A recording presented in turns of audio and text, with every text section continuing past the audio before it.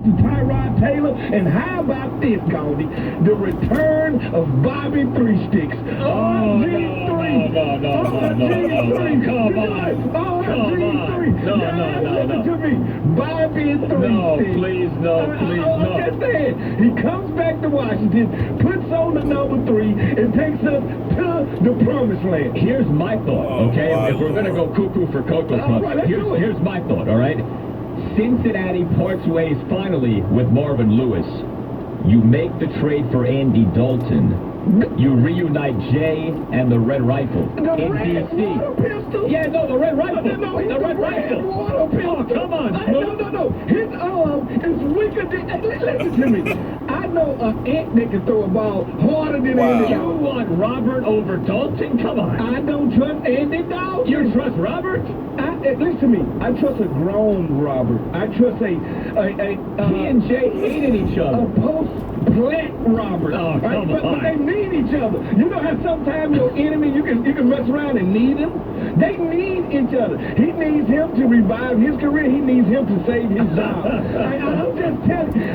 What kind of soap opera would that be, and how much would that just rile? It wouldn't be pretty, man. I don't think it'd be pretty. If RG3 came back and took us to the playoffs, if he did that, what are the odds of that, though? I'm talking of something realistic. Dalton comes here, reunited with Jay. They could make beautiful music together. I understand the relationship.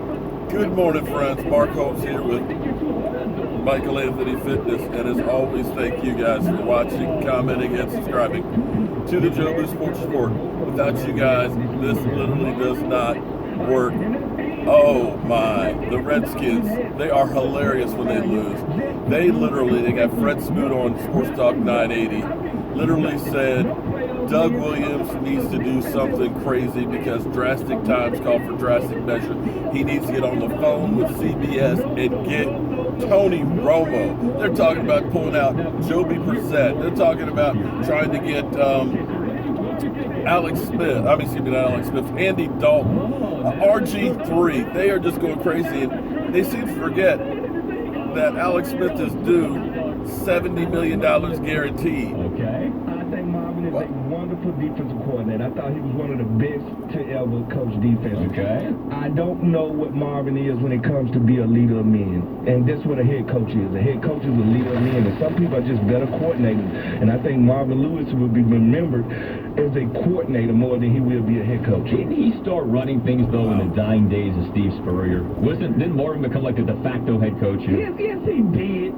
At one point, because, Coach Spurrier got to the point he didn't even want to practice special teams. And Marvin had to call him out the ledge and like, we got to practice special teams. In the game, we're going to have to punt, return, and kick out. We got to practice these things. So Marvin was the voice of reason. Yeah. That's what Marvin was. The mature voice. But now, if you look at, and I'm one of these people, I don't look at nothing but the results. And if you look at the results in Cleveland, he's underachieved year after year after year. It's two people I said you go to their team and you get worse. And that's Marvin Lewis and who's the Rams' old coach? Fisher?